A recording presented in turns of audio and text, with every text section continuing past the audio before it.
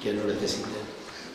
Bueno, suelo predicar todos los domingos de Ramos, pues, sobre la entrada de Jesús en Jerusalén, pero estos últimos 3 domingos escojo la cruz.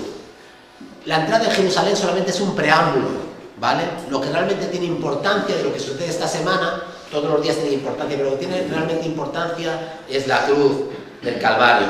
Y hoy vamos a ver 3 palabras. ¿Qué 2 palabras vimos la semana pasada? Una palabra de perdón, perdónalos, ¿qué más? Y una palabra de salvación, ¿verdad? La que le da al ladrón de la cruz, ¿no? Aquí, hoy estarás conmigo en el paraíso. Y hoy vamos a ver una palabra de afecto a su madre, una palabra de angustia y una palabra de sufrimiento. Una palabra de afecto, una palabra de angustia y una palabra de sufrimiento, ¿vale? Juan capítulo 19, versículos 25 al 27. Una palabra de afecto. Estaban junto a la cruz de Jesús su madre y la hermana de su madre, María, mujer de Cleofás, y María Magdalena. Cuando vio Jesús a su madre y al discípulo a quien él amaba, que estaba presente, dijo a su madre: mujer, he aquí tu hijo. Después dijo al discípulo: he aquí tu madre. Y desde aquella hora el discípulo la recibió en su casa. Una palabra de afecto, ¿verdad? Una palabra de provisión, ¿verdad? Mujer, madre, he aquí tu hijo. Hijo, he aquí tu madre. Tu madre. Juan capítulo 19, 25, del 25 al 27. Lo que encontramos en este pasaje es, como en muchos pasajes que tienen que ver con la vida de Jesús, y especialmente en esta semana, pero también en general en la vida de Jesús, es el cumplimiento de una promesa, ¿verdad? El cumplimiento de la profecía de Simeón, que podemos encontrar en Lucas capítulo 2, versículos 29 al 32. Una espada, dice también en los versículos 34 al 35, que una espada atravesará el corazón de esta mujer, ¿no? Entonces pensamos en María como una mujer bienaventurada entre todas las mujeres, una joven adolescente que por razones que desconocemos Dios escoge para que su hijo nazca de su vientre, ¿verdad? Y de ella herede la naturaleza humana. Jesús era verdaderamente hombre porque nace del vientre de María, ¿verdad? Pero verdaderamente Dios porque es concebido por obra del Espíritu Santo. Eso es muy importante. Esto es muy importante. Ambas cosas es muy importante. Es muy importante la concepción por medio del Espíritu Santo, porque esa es la concepción, la parte de Jesús divina, y que una mujer, que una joven adolescente le traiga al mundo mediante un parto, ¿verdad? Normal, porque esa parte es la parte humana de Jesús, ¿verdad? Porque Jesús tiene esas dos, es como una moneda con 2 caras, es verdaderamente hombre y verdaderamente Dios.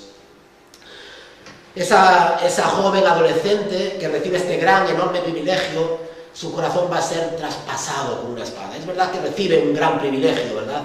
Pero ya desde joven y desde que se queda embarazada, ya es un problema, ¿verdad? Es un problema, ¿por qué? Porque sus vecinos dicen: ¿cómo va a estar esta joven, no? Podrían pensar y debieron pensar, y José, su prometido, el que iba a ser su esposo, tiene serias dudas de la fidelidad de María y piensa en abandonarla, en dejarla, ¿verdad?, de forma no pública para no traer mucha vergüenza a María, pero y está pensándolo seriamente, y tiene que aparecerse un ángel en sueños una noche y decirle: ¿qué vas a hacer?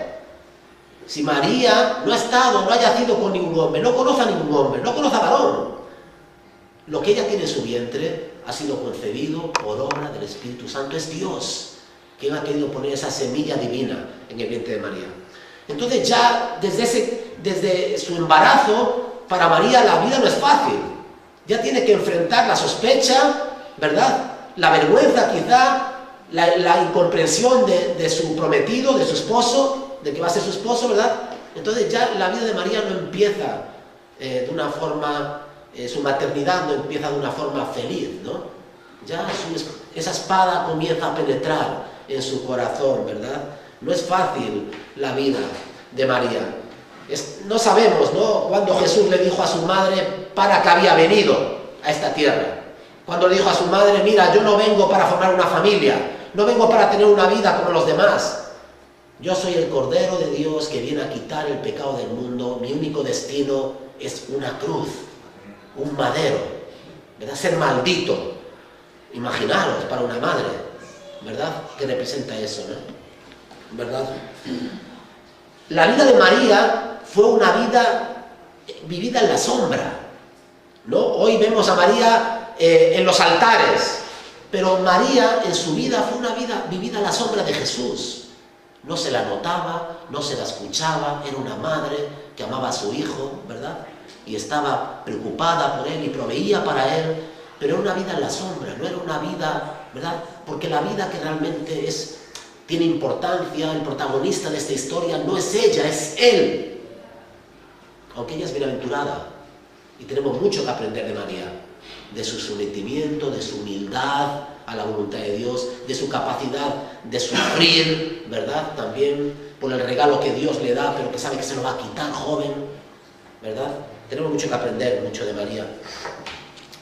Pero ahora que la hora de la agonía, la hora en mayúsculas ha llegado, la hora de la agonía, la hora en la que su hijo tiene que entregar su vida en la cruz del Calvario, en ese momento, esa hora tan terrible, tan angustiosa, tan dolorosa, esa espada que entra hasta el final en su corazón, hasta lo más profundo de su corazón, en aquel momento clave, en el momento culmen, en el clímax que representa la cruz. Su madre está a los pies de la cruz, silenciosa, no dice nada, contempla, ¿verdad?, sufriente, la muerte de su hijo en la cruz. El momento ha llegado, ¿verdad? Y allí está el fruto de su vientre, desechado, ¿verdad?, crucificado, sufriente en la cruz, y su madre a los pies, contemplando esa horrible escena, ¿verdad?, de la espada que llega a lo más profundo de su corazón, el fruto de su vientre colgado en una cruz. Su madre no dice nada. El corazón de una madre, ¿qué no sentiría esa madre? Vosotras que sois madres, ¿qué no sentiría esa madre? Aún sabiendo que era la voluntad de Dios, aún sabiendo que no había otra posibilidad, que no había otra opción, que no había otro camino, que no podía librar a su hijo de la muerte, ¿qué sufriría esa madre? Contemplando a su hijo traspasado en la cruz. Ese hombre que está en la cruz es su hijo agonizante, aquel al cual le había besado la frente, ¿verdad? Ahora su frente está coronada de espinas. Ella que fue la que guió esas manos y esos pies en los primeros pasos, y ahora esas manos y esos pies han sido traspasados, clavados en una cruz. Ninguna madre ha sufrido como ella, ¿verdad? No podemos tampoco, no adoramos a María, pero respetamos a María. Honramos de alguna forma también su fe, ¿verdad? Como honramos la fe de los mártires. Nos asombramos de cómo pudo amar de tal manera, cómo pudo someterse y cómo sufrió, sabiendo que aquel que moría en la cruz era su amado hijo, sin duda alguna. Ninguna madre ha sufrido como ella. Sus discípulos podrían abandonarle, sus amigos olvidarle, su nación rechazarle, pero su madre estaba allí a los pies de la cruz. Allí estaba a los pies de la cruz, María, sin decir ni una sola palabra, contemplando ese momento tan importante, tan necesario, tan crucial para nuestra salvación, pero tan horrible por otra parte para ella.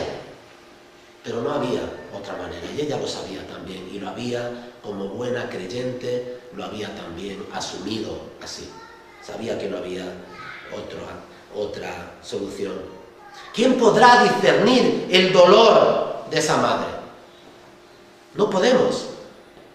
No podemos llegar a alcanzar el dolor, el sufrimiento, ¿verdad?, de esa madre. ¿Quién podrá discernir su dolor? Ni una sola palabra brotó de sus labios, ni fue recogida por ninguno de los evangelistas. Ninguno de los evangelios nos habla de lo que María dijo en la cruz. Y si dijo algo, no dijo nada. Su hijo enmudeció ante sus trasquiladores, fue silencioso a la cruz, y su madre hizo lo mismo. Con un corazón traspasado, con un corazón roto ante la cruz, callada.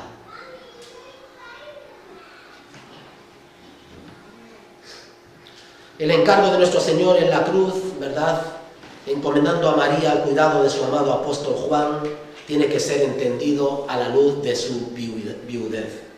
No sabemos cuándo José falleció, pero yo estoy casi seguro, y los comentarios que he leído, que en aquel momento María era ya una mujer viuda. Y en la cruz, como hemos visto, Jesús, sus últimas palabras tienen un gran significado. Esa palabra de perdón, esa palabra de salvación para el ladrón, ¿verdad? Y era una palabra de afecto para su madre, de cuidado a su madre y a su discípulo. Jesús se preocupa en la cruz todavía por su madre. No está pensando solamente en entregar su vida por los pecadores, que lo está haciendo. Sabe muy bien lo que va a pasar después, que resucitará y volverá a la gloria y se sentará a la diestra de Dios el Padre. Pero en aquel momento, para que veamos la humanidad, hablamos de esto el sábado, ayer en la reunión de hombres, que estuvo muy bien, ¿verdad?, de que necesitamos ser más humanos, no menos humanos. La espiritualidad, el hombre y la mujer realmente espirituales son profundamente humanos. ¿Pero dónde copiamos de nuestra humanidad? ¿A dónde miramos para saber lo que es realmente ser humano? ¿A los hombres que nos rodean? No, porque esa humanidad está pervertida. Esa humanidad está desfigurada al verdadero hombre, a Jesús, que incluso en la cruz, en el momento de su muerte, piensa en su madre. Cuando está entregando su vida, piensa en su madre, y le dice: madre, aquí tienes a Juan, aquí tienes tu hijo. Hijo Juan, aquí tienes tu madre, cuida de ella, ¿verdad? Qué hermoso es eso, qué hermoso es que Jesús piense en su madre, como ha pensado cada uno de nosotros, ¿no? Como el Señor, ¿verdad? Como su humanidad, ¿verdad? Hasta el último momento, Él es realmente el hombre en mayúsculas, lo que deberíamos ser nosotros, ¿verdad? Y no somos. El amor y la preocupación de Jesús por su madre nos debe hacer reflexionar a nosotros en esta mañana de cómo tratamos a nuestros padres y a nuestras madres si están vivos. Nos debe hacer reflexionar. Honrarás a tu padre y a tu madre, y Jesús cumplió toda la ley. Y ese mandamiento de honrar a su padre y a su madre lo cumplió, claro que lo cumplió, porque incluso en la cruz le preocupaba la vida de su madre. Le preocupaba qué iba a ser de su madre sin él. Y ahora dices: no, pero que Él es Dios, Él cuidaría de ella, sí, pero le preocupaba quién cogería la mano de su madre, quién le daría un abrazo a su madre, quién besaría a su madre en la mejilla, quién le haría compañía a su madre en el momento en que tuviese que dejar esta vida, ¿verdad? Jesús estaba preocupado por las cosas humanas, las cosas que también importan, los besos, los abrazos, me dan las muestras de cariño. ¿Quién? Ya que Él no podía hacerlo físicamente, Juan, María. Por lo tanto, también tenemos que pensar cómo tratamos a nuestros padres. Si tenéis padres o madres que todavía están vivos, mostrar el mismo cariño, el mismo afecto y la preocupación que Jesús mostró por su madre. Porque esto tenemos que imitarle a Él también, eso, ¿no? ¿Verdad? La verdadera humanidad muestra afecto y cariño, no solamente por los que son de tu carne, sino también por todos los hombres. Nos debe preocupar la condición de todos los hombres, pero especialmente de nuestros padres, ¿no? El acto de encomendar desde la cruz es una expresión de su amor y cuidado por su madre. Para Juan, hacerse cargo de María es una bendita responsabilidad. Es un legado precioso que el Salvador ponga a su madre en las manos de Juan, el discípulo más joven. ¿No? Qué comisión, ¿no? Qué encargo más maravilloso. Cuidar a la madre del Salvador. Y así lo recibe Juan, sin duda alguna. Cuando Jesús dice al discípulo: aquí tu madre, está diciendo: deja que ella sea como tu propia madre. Deja que ella sea tu madre. Y cuando le dice a tu madre: he aquí tu hijo, le está diciendo: madre, cuídale, adóptale, ¿verdad? Como tu propio hijo. Es maravilloso, ¿no? Como el Señor vela por las necesidades de su madre y cómo le da esta responsabilidad tan maravillosa a Juan. Ella no es la orgullosa Madonna, sino uno como nosotros, una hija de Adán, miembro de la raza caída y pecadora por naturaleza, no solamente por naturaleza, sino también en práctica. No creemos en María impecable, ¿verdad? No creemos en la impecabilidad de María, que estaba libre de todo pecado. No, María era una mujer como nosotros, que Dios escogió, que estuvo a la altura de su llamamiento, sin duda alguna, que Dios capacitó, a la cual admiramos profundamente, pero una mujer como tú, ¿verdad? Y un ser humano como yo, con fallos, con pecados, con luchas, y necesitaba un Salvador. Y dice, lo sabemos porque ella misma lo dijo. ¿Quién dijo esto? María de sí misma. María en Lucas 1, 46 y 47 dice, y mi espíritu se regocija, mi espíritu se alegra. ¿En quién? En Dios mi Salvador. María necesitaba salvación y necesitaba un Salvador. Ella misma lo afirmó. Necesitaba en Dios mi Salvador, ¿verdad? Y ahora en el momento de la muerte del Señor Jesús la encontramos a los pies de la cruz, aunque era bendita entre todas las mujeres y había sido la madre del Redentor, aún así era humana, una pecadora necesitada de un Salvador. El interés por el cuidado y el bienestar de su madre en las últimas horas era característico de la conducta de Jesús, de su humanidad, de su naturalidad, de su espontaneidad. He aquí el hombre. He aquí el hombre que ama, el hombre que sirve, el hombre que se entrega, el hombre que no tiene malos sentimientos para con nadie, el hombre verdadero y auténtico, el hombre que deberíamos ser, está ahora clavado en la cruz. A él es el que tenemos que imitar, porque es el verdadero hombre, ¿verdad? Toda la belleza de la humanidad, sin haber caído, está representada en aquel que es el postrer Adán. Porque el primer Adán cayó, pero ahora está el postrer Adán. A él es el que tenemos que seguir y servir e imitar. No había nada ostentoso, nada pomposo en su forma de actuar. Jesús no presumía de nada. Jesús no era orgulloso. Era el hombre más humilde que ha caminado sobre la tierra. No tenía nada y lo entregó todo. Lo entregó todo, no tenía nada. No tenía donde recostar su cabeza. Todo por amor a Dios, todo por amor a su prójimo. Muchos de sus grandes actos, los actos de Jesús, fueron hechos en los caminos. Iba caminando y le salía un enfermo al camino y lo sanaba. Se encontraba un grupo de personas que iban a llevar a alguien a enterrar en el cementerio y oraba por el muerto, viendo el sufrimiento de sus parientes y resucitaba. Todo lo hacía Jesús así. No hacía una campaña en un gran campo de fútbol, ¿verdad? No invitaba a las multitudes, venid mañana que tengo aquí el show. No, Jesús caminaba y lo hacía todo de una forma natural y normal. Se encontraba con la gente que sufría, se acercaba, o los que sufrían se acercaban a él y les sanaba. No había nada ostentoso en él. Casi todo sucedió cuando iba de camino de una aldea a otra, y de igual modo en la cruz, donde estaba haciendo el mayor y más importante obra de la historia. Aún así no se olvidó de su madre, de proveer cuidado para ella. Por todas estas razones, Isaías capítulo 9 versículo 6 dice: porque un niño nos es nacido, hijo nos es dado, el principado de su hombro, y se llamará su nombre admirable, consejero, Dios fuerte, Padre eterno, príncipe de paz.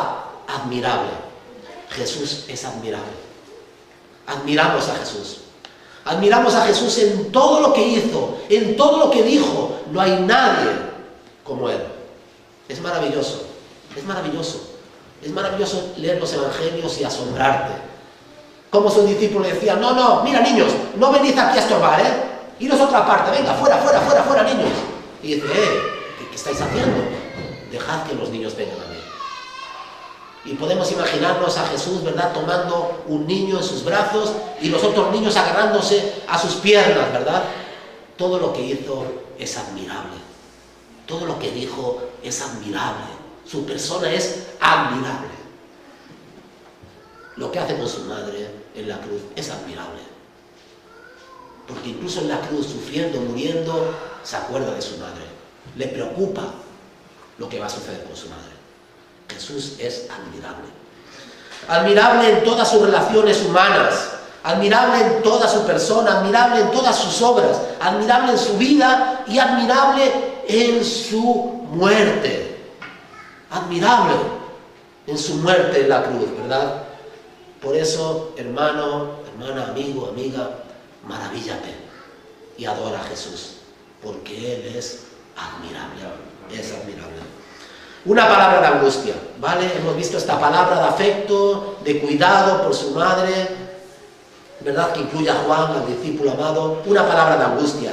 Cerca de la hora, Mateo, capítulo 27, versículo 46. Cerca de la hora novena, esta es la quinta palabra, ¿vale? La cuarta palabra, perdón. Cerca de la hora novena, Jesús clamó a gran voz diciendo: Elí, Elí, lama sabactani. Esto es: Dios mío, ¿por qué me has desamparado? ¿Por qué me has desamparado? Lo que encontramos en aquella cruz es al inocente siendo condenado, habiendo sido condenado. Es el justo perseguido. Bueno, no es algo inédito en la historia de la Biblia que los justos sufran, ¿vale? No debería extrañarnos. Desde el homicidio de Abel a manos de su hermano Caín hasta Zacarías, hay muchos a lo largo de la Biblia que, siendo justos, buscando a Dios, haciendo la voluntad de Dios, sufrieron. Muchos a manos de los suyos, ¿no? Muchos profetas y muchos hombres de Dios y muchos creyentes han sufrido por causa de Jesús, siendo justos, no habiendo hecho nada injusto. Por lo tanto, esto no es algo extraño, que haya un justo allí crucificado, ¿vale? En la historia bíblica. Pero lo que sucede es que en el Gólgota, en medio de esos dos ladrones, el que está en medio no es un justo cualquiera. No es un hombre como los demás, como otros justos, como Abel o otros que sufrieron por causa de la justicia y murieron de forma injusta a manos de otros. No, no, no. El que está ahí es un justo diferente. Porque el que está ahí es Dios hecho hombre. Dios hecho hombre, ¿verdad? Es diferente, ¿no?, a todos los demás. Era el Hijo del Hombre, aquel en el cual se personificaba en su persona todas las excelencias y todos los atributos de Dios. Él era Dios. Es verdad que los hombres le veían como el hijo de José, el carpintero, y algunos decían: ¿cómo siendo un hombre, se hace Dios? Pero era Dios, porque en él habitaba la plenitud de la deidad. Lo que pasa es que había como una cortina, ¿verdad?, que ocultaba de muchos ojos esa realidad de su gloria. Pero cuando los discípulos le vieron en el monte de la transfiguración y se transfiguró y vieron su gloria, se maravillaron y dijeron: de aquí no nos vamos, vamos a quedarnos aquí, Señor, contigo, ¿verdad? Jesús era Dios, verdaderamente Dios, y hombre, verdaderamente hombre. La palabra desamparado: Dios mío, ¿por qué me has desamparado? La palabra desamparo es una de las palabras más trágicas que podamos usar.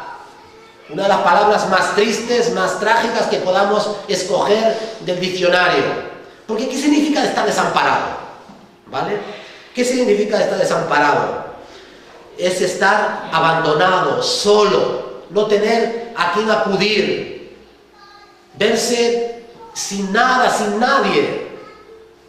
Desamparado, el desamparo, ¿verdad? Es una palabra terrible, ¿no? Así nos dice el salmista. Y este desamparo no es algo tampoco ajeno a nuestra vida, ni a los santos del Antiguo Testamento, porque a veces nos hemos sentido así, desamparados. Sabemos que Dios está allí, pero nos hemos sentido desamparados. Hemos sentido que Dios de alguna forma estaba lejos de nosotros, que había mirado hacia otro lado, que ha descuidado nuestro cuidado. No es verdad, pero lo hemos sentido así, nos hemos sentido así. Como se sintió el salmista del Salmo 42 que cantamos en la iglesia, ¿verdad? Dice: como el ciervo brama por las corrientes de las aguas, así clama por ti, oh Dios, mi alma mía. Así te necesito yo, Señor. Así clamo, así te busco y no te encuentro. Es como si estuvieses mirando hacia otro lado, es como si te hubieses olvidado de mí. Así clamo a ti, porque me siento desamparado, ¿verdad? No puede haber una situación de mayor angustia y desasosiego para un creyente que experimenta cómo el Señor aparta su rostro y su presencia de nuestra vida. Y si eso es verdad para nosotros, cuánto más para el Hijo de Dios. Él que había tenido relación, comunión con el Padre, una comunión íntima, porque Él y el Padre uno son, pues ahora en la cruz estaba experimentando ¿qué? El abandono del Padre, el desamparo, sentirse solo, cargando el pecado, completamente solo, profundamente solo en la cruz. ¿Dónde estaba el Padre? El Padre no podía contemplar a su Hijo cargando nuestro pecado. Era horrible lo que estaba pasando allí. Era terrible lo que estaba pasando en la cruz. Cristo, el justo, muriendo por los injustos en la cruz. Y el Padre apartando su mirada cuando Él cargaba todo nuestro pecado. Se sintió realmente solo y desamparado en la cruz del Calvario. Para que tú y yo nunca nos sintamos solos ni desamparados en esta vida. Él lo experimentó así, ¿verdad? Él ocupó nuestro lugar allí. Él vivió el desamparo que nosotros deberíamos haber vivido. Estas palabras marcan el clima de su sufrimiento, ¿verdad? Padre, ¿por qué me has desamparado? ¿Por qué me has abandonado? Marcan el momento más crucial, el clímax de su sufrimiento. Los soldados se burlaron de él cruelmente, le pusieron una corona de espinas, le escupieron, le desvistieron, le avergonzaron. Y a pesar de todo, el Hijo de Dios caminó hacia la cruz en silencio. Traspasaron sus manos y sus pies y aún así soportó la cruz y la humillación que aquello conllevaba. El populacho, la gente le insultó y los dos ladrones a su lado, que fueron justificados junto con él, también se burlaron de él. Sufrió a manos de los hombres y ningún lamento brotó de sus labios. Sufrió en silencio por amor a nosotros. Pero ahora que toda la ira de Dios, toda la ira del cielo cae sobre él, ¿qué palabras brotan de sus labios en el momento más importante, más crucial de la cruz? Dios mío, ¿por qué me has desamparado? Este gemido de Jesús debería ablandar el corazón más duro. Cuando pensamos en el Salvador sufriendo en la cruz, ¿verdad? Clamando a Dios el Padre, ¿por qué me has abandonado? Este gemido debería ablandar el corazón más duro, pero muchos continúan con su corazón endurecido. Pero para nosotros es un momento y un gemido lleno de repercusiones profundas y de beneficios para nosotros. Abre su boca y sus palabras nos conmueven y nos dejan perplejos y asombrados, pues como una vez David dijo, no he visto a justo desamparado ni uno. ¿Verdad? ¿Recordáis esto, no? Lo que David dice, no he visto a justo desamparado ni tan siquiera uno, pero ahora lo que hay es un justo en la cruz desamparado, cuando nunca lo ha habido en el Antiguo Testamento, aunque muchos hubieran sentido así, nunca habían estado realmente desamparados, aunque se hubiesen sentido así. Pero ahora en la cruz hay un justo y es verdad, completamente desamparado. Y no es uno como los demás, es Dios, verdaderamente hombre. Increíble, es simplemente increíble. En la cruz el Señor Jesús era engullido. ¿Qué es lo que sucedía en aquel momento? Que era engullido por las olas de la ira de Dios a causa del pecado. Y allí que debíamos estar todos nosotros, en esa cruz, y ahí que debíamos sufrir nosotros ese tormento por causa de nuestro pecado, por haber dado la espalda a Dios, por no obedecerle a Él, por no glorificarle, estaba Él. Y todo nuestro pecado, toda nuestra oscuridad, toda nuestra miseria, todas nuestras tinieblas cayeron sobre Él. Y Dios, que era santo, fue hecho pecado. Era menos que un gusano en aquella cruz, aplastado, engullido por nuestro pecado. Eso no fue lo que sucedió en la cruz. Imaginaros lo que le debemos a Jesús. Tú nunca experimentarás nada parecido. Nunca experimentarás la ira de Dios, ni el castigo de Dios, Nunca experimentarás la soledad que experimentó Él. Nunca descenderás a los infiernos como Él descendió. Nunca serás apartado y maldito como Él lo fue. Nunca lo serás porque Él lo fue por ti.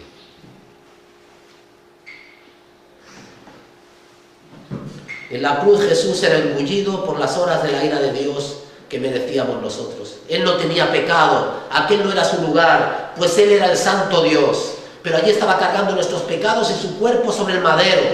Él estaba ocupando nuestro lugar, muriendo nuestra muerte, el justo por los injustos, saldando y cancelando nuestra deuda. La deuda que tenías y que tenías, Él la rasgó, la rompió, la destruyó en aquella cruz. En la cruz es donde podemos conocer la maldad y la gravedad del pecado y la justicia de Dios. El pecado es importante y el pecado es algo tan importante que Dios mismo tuvo que hacerse hombre para recibir el castigo por nuestro pecado.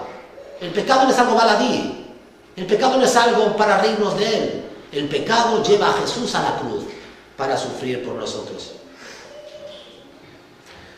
¿Fue el mundo antiguo engullido por las aguas por su pecado? ¿El diluvio fue resultado del juicio de Dios? Lo fue. ¿Fueron Sodoma y Gomorra destruidas por una tormenta de lluvia del fuego por causa de su pecado? Lo fueron, ¿verdad?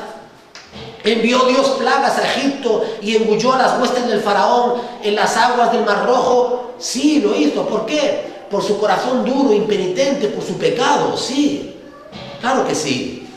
Así trató Dios con el pecado de los pecadores impenitentes en el pasado. Pero ahora, ¿estás tú, irás tú y sufrirás tú la ira de Dios? No, porque Él mismo vino, ¿verdad?, a sufrir ese castigo, el que nosotros debíamos sufrir. Ahora contemplamos asombrados como toda la ira de Dios, todo el castigo de Dios cae sobre ¿quién? ¿Sobre nosotros? Sobre Él. Cayó sobre Él para que tú seas libre de ese castigo. Dios humanado es el que bebe la copa de ira de la indignación de Dios. Es sobre el que cae la espada de la justicia divina y es abandonado por Dios el Padre. Aquel que no escatimó ni a su Hijo, sino que lo entregó por nosotros. No escatimó a su Hijo, lo entregó por amor a nosotros. Así ama a la iglesia, así te ama a ti. Es imposible que te deje, que te abandone, que se olvide de ti. Es imposible que te pierdas. ¿Por qué? Porque Él lo hizo todo por amor, para asegurar tu salvación, para perdonar tus pecados. ¿Cuánto le debemos? ¿Cuánto le debemos? La salvación no se puede comprar, sin duda alguna. No hay nada que podamos poner a los pies de la cruz que pueda compararse con lo que el Hijo hizo en aquel lugar. La muerte de cruz era una muerte maldita, y Cristo nos redimió de la maldición de la ley, hecho por nosotros maldición. El bendito Hijo de Dios hecho maldición, declarado maldito, apartado, excluido, para que tú y yo nunca seamos malditos, ni nunca seamos apartados de la presencia de Dios, ni nunca seamos excluidos. Gálatas 3:13, maldito aquel que es colgado en un madero. Gálatas capítulo 3, versículo 3, allí está Cristo colgado, siendo hecho maldito, excluido, ¿verdad? La muerte de la cruz, como digo, era algo terrible, implica la maldición. Aparte, ¿qué es lo que dice Jesús en el juicio a aquellos que no han creído, ¿verdad?, en Él? Apartaos de mí, malditos, les excluye de su presencia. Pues fijaros la paradoja.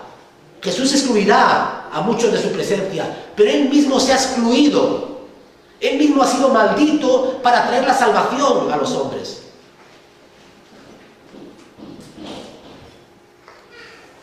Es increíble lo que sucede allí. La otra palabra que me toca hoy, una palabra de sufrimiento, ¿vale? Estoy acabando. Después de esto, Juan capítulo 19, versículo 28, después de esto, sabiendo Jesús que ya todo estaba consumado, dijo, para que la escritura se cumpliese, tengo sed, ¿verdad? Esas palabras de Jesús, ¿no? Tengo sed. Y estas palabras fueron dichas por el Salvador sufriente, un poco antes de inclinar su rostro y entregar su espíritu, cuando dice, Padre, a ti te entrego mi espíritu, ¿verdad? son recogidas por Juan el Evangelista para dejar constancia de la humanidad de Jesús, pero también para mostrarnos la gloria de su divinidad. Allí está el Señor que tiene sed. Tengo sed, ¿verdad? Tengo sed.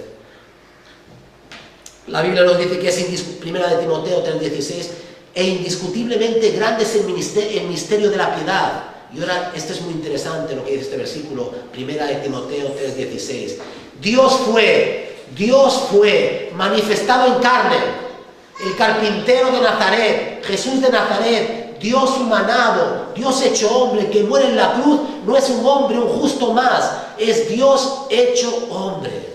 Dios fue manifestado en carne, justificado en el Espíritu, visto por los ángeles, predicado a los gentiles, creído en el mundo, recibido arriba en gloria. Pero es Dios manifestado en carne. El Señor Jesús no es un hombre divino, no es un Dios humanizado. Él fue Dios y hombre. ¿Entendéis? Muy importante. Dios y hombre. Un hombre como nosotros, pero Dios al mismo tiempo. ¿Verdad? Cuando el amado del Padre se encarnó, no dejó de ser Dios, ni perdió ninguno de sus atributos, sino que se despojó voluntariamente de la gloria que disfrutaba con el Padre antes de que el mundo fuese creado. ¿Qué es lo que nos dice Filipenses? Que Él se despojó de su gloria. Que Él se despojó de su gloria para que nadie viese su gloria, porque la fe es que la certeza de lo que se espera y la convicción de lo que no se ve. La gente tenía que ver, ¿verdad? No la gloria de Jesús para creer, sino al Jesús sufriente, al siervo de Dios, al Señor en humildad, aquel que no tenía donde recostar la cabeza, aquel que tenía hambre, aquel que lloraba, aquel que sufría, aquel que era tentado, aquel que trabajaba con sus manos, aquel que abrazaba y besaba a su madre, aquel que sufría los latigazos y sufría el rechazo, aquel que era traspasado y clavado en la cruz y moría como un hombre. La fe tiene que ver con eso, con ver a Jesús como un hombre, pero ver también, contemplar la gloria que había tras él. ¿Vale? En la encarnación el Verbo se hizo carne y moró entre los hombres. Y no dejó de ser lo que antes era, sino que tomó para sí nuestra humanidad, pero sin pecado. Y es que en Jesús, tú y yo, lo decía el otro día aquí, si a mí me hubieran presentado un Dios que era todopoderoso, omnisciente, majestuoso, que lo había creado todo, que era un espíritu puro, luz de luz, santo, pero vivía en algún lugar recóndito del universo, ¿verdad? Y no tenía ninguna razón de relacionarse con nosotros. Yo no podría identificarme con Él. No podría identificarme con Él. ¿Cómo podría decir yo, ese Dios tan grande, tan poderoso, tan omnipotente, qué tiene que ver conmigo? ¿Qué sabe de mí? ¿Qué sabe de mi miseria humana? ¿Qué sabe de que me encuentre yo solo o traicionado? ¿O que me encuentre y no encuentre sentido? ¿O que me encuentre desamparado? ¿Qué sabe Dios de eso? ¿Qué sabe ese Dios de eso? Tendría que decir, ese Dios no sabe nada de eso, porque es totalmente diferente a mí. Pero, ¿dónde está la gloria de la humanidad? ¿Dónde está la gloria de que Dios se haya hecho humano? Que yo puedo identificarme con Jesús.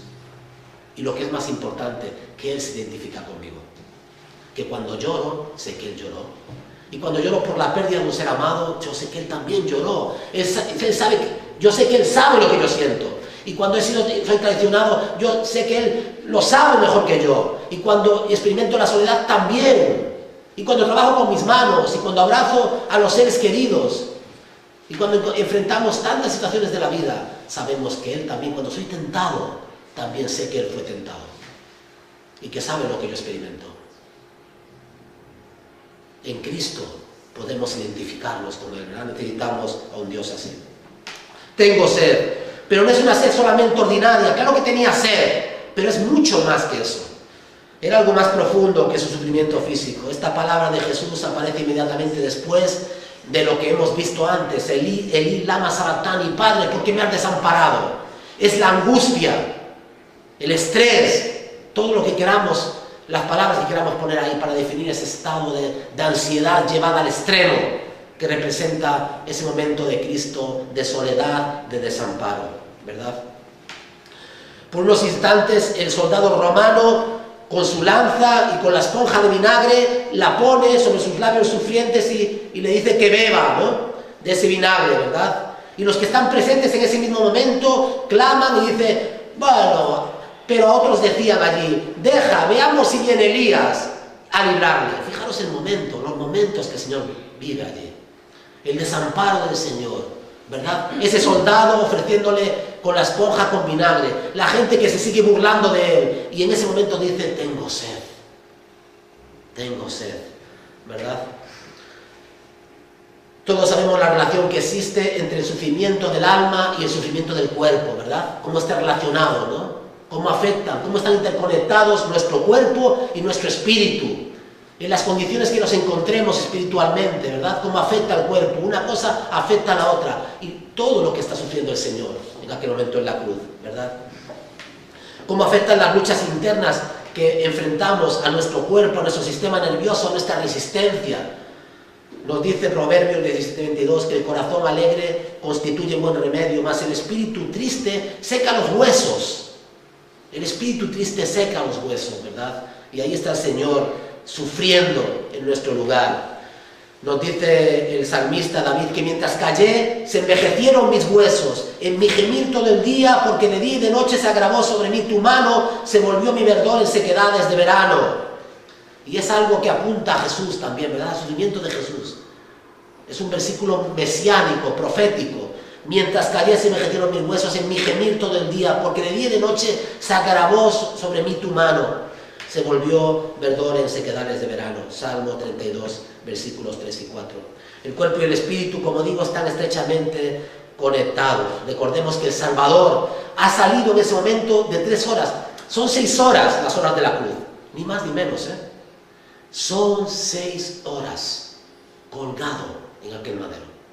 Colgado. Y estamos ahora aquí en la mitad, a 3 horas, ¿verdad? Estamos aquí, ha salido ahora de esas 3 horas de tinieblas, 3 horas de tinieblas y oscuridad, y durante las cuales Dios el Padre ha escondido su rostro de él, mientras las olas de la ira de Dios le sacuden. Y este clamor de su sufrimiento físico apunta al severo conflicto espiritual que estaba experimentando. ¿Por qué somos cristianos? ¿Por qué eres cristiano? Porque vale la pena ser cristiano. Porque debes seguir al Señor. Porque debes entregar toda tu vida a Él, y porque debes amarle a Él, y porque debe ser Él el primero en tu vida y en la mía. Contempla la cruz. Nadie te amará y te ha amado como Él.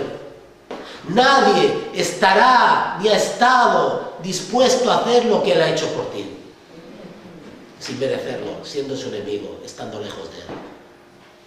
Mira la cruz, contémplale a Él y verás al hombre en mayúsculas. Verás su amor, su misericordia. Verás la gloria de Jesús. Verás al hombre sufriente, pero verás la gloria de Dios manifestada en toda su belleza, en aquel momento tan terrible, tan angustioso que significó la cruz. Por eso somos cristianos, por eso lo soy, por eso le sirvo, por eso predico. Por eso me conmueve, me asombra y le admiro. Porque no merecía nada. En cambio, Él lo entregó todo en la cruz, por amor, por ti y por mí. Que eso te mueva, que eso nos mueva. A amarle, a servirle, a seguirle.